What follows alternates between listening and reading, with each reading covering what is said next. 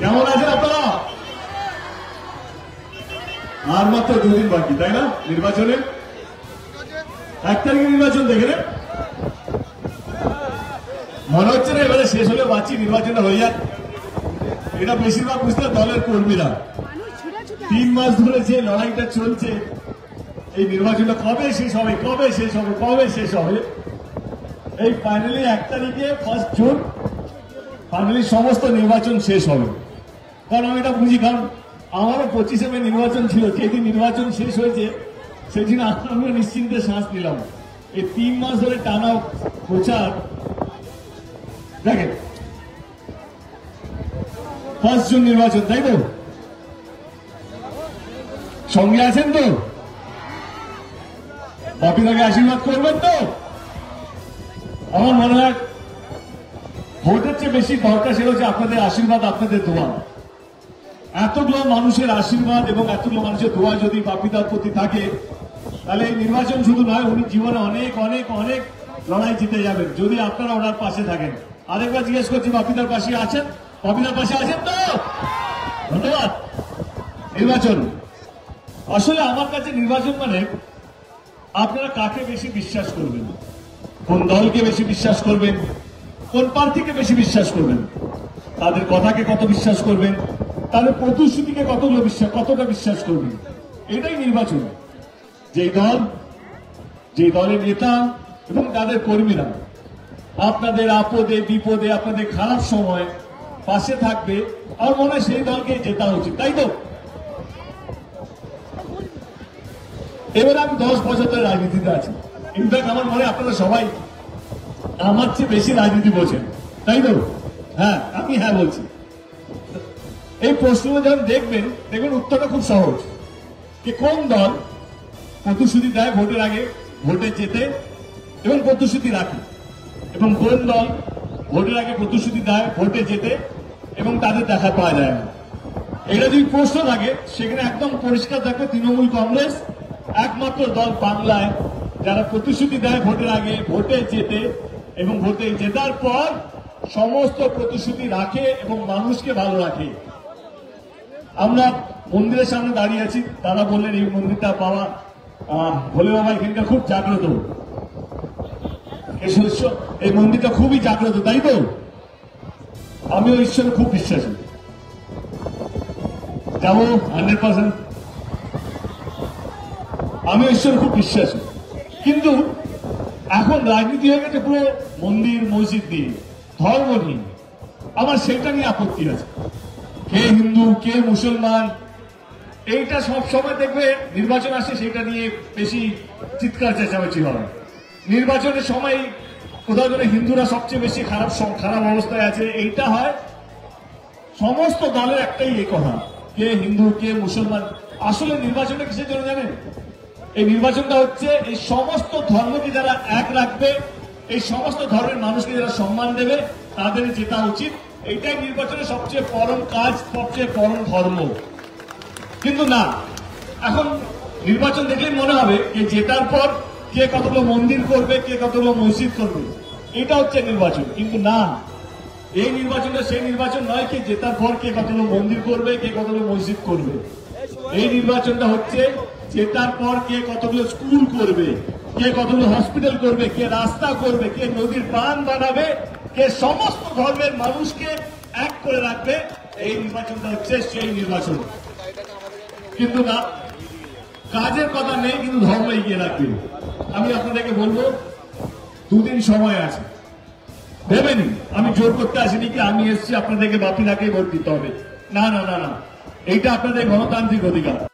নিয়ে রাজনীতি করে না, যে সমস্ত নির্বাচন নয় মানুষকে এক রাখা রাজনীতি করে, সেরকম দলেরই হাত শক্ত করবেন। চলে আসি বিশ্বাস।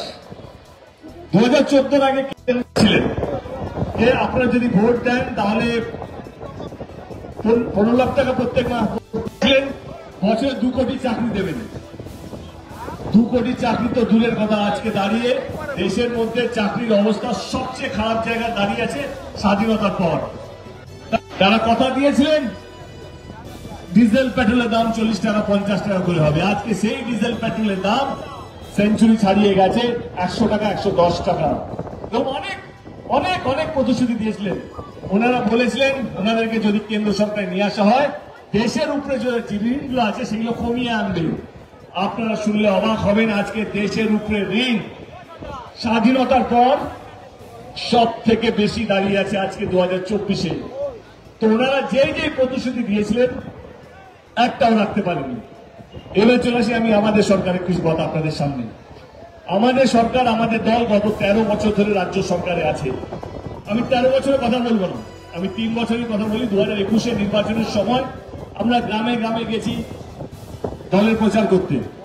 আমরা দুটো প্রতিশ্রুতির নাম দিয়েছিলাম, কি একটা লক্ষ্মীর ভান্ডার, একটা স্বাস্থ্য সাথী কার্ড। যদি আপনারা ভোট দেন তাহলে আমাদের সরকার তৃতীয়বার যদি আসে তাহলে এই দুটো প্রকল্পটাকে বাস্তবিক করবে। কিন্তু বিরোধী তখন বলেছিল, বিরোধী দলের নেতারা, এটা লক্ষ্মীর ভান্ডার নয়, এটা ঢপের ভান্ডার। প্রত্যেক মহিলাকে 500 টাকা করে দেওয়া হবে, সম্ভবই না। এটা শুধু এই রাজ্যে নয়, এই দেশে সম্ভব না।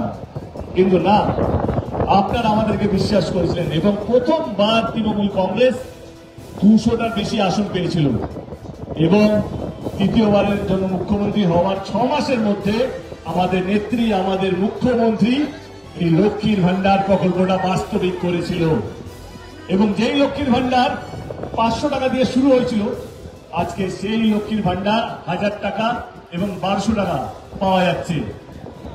এবার আপনারা বলুন, কোন দলে হাত শক্ত করবেন? যে দল কথা দেয় ভোটের আগে এবং ভোটে জেতার পর কথা রাখে, না সেই দল যে কথা দেয় ভোটের আগে, ভোটে জেতার পর তাদের কোনো দেখা পাওয়া যায় না, সেই দলের হাতটা শক্ত করবেন? আমি শুরুতে বলেছিলাম আজকে ধর্ম নিয়ে রাজনীতি হচ্ছে, কে হিন্দু কে মুসলমান। আমাদের দল ধর্ম নিয়ে রাজনীতি করে না। তার সবচেয়ে বড় প্রমাণ হচ্ছে যে আমাদের নেত্রী কোনোদিন এটা বলেনি যে লক্ষ্মীর ভান্ডারটা শুধুমাত্র হিন্দুদের জন্য, সৌরসাথী প্রকল্পটা শুধুমাত্র মুসলমানদের জন্য, এই প্রকল্প এর জন্য, ওই প্রকল্প এর জন্য। না না না না না, আমাদের রাজ্যে, আমাদের দলের, আমাদের রাজ্য সরকারের সমস্ত প্রকল্প বাংলার প্রত্যেকটা মানুষের জন্য। সে হিন্দু হতে পারে, মুসলমান হতে পারে, যে কোনো ধর্মের হতে পারে। শুধু সেইখানেই শেষ না। একটু আগে বাপিদা বলছিল যে এখানে সিপিএম আছে, কংগ্রেস আছে, আইএসএফ আছে, বিজেপি আছে, সমস্ত দলরা তাদের প্রার্থী দিয়েছে। আমাদের প্রকল্পগুলো শুধুমাত্র ধর্মের জন্য নয়, আমাদের প্রকল্পগুলো এই বিজেপি, সিপিএম, আইএসএফ তাদের পরিবারের জন্য হয়। এটা শুধু তৃণমূল কংগ্রেস বা তৃণমূল কংগ্রেসের ভোটারদের জন্য নয়।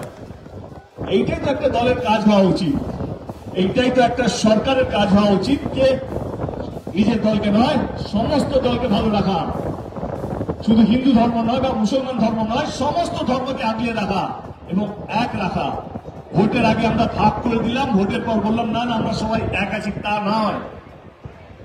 আপনারা আমার চেয়ে অনেক বেশি ভালো রাজনীতি বোঝেন।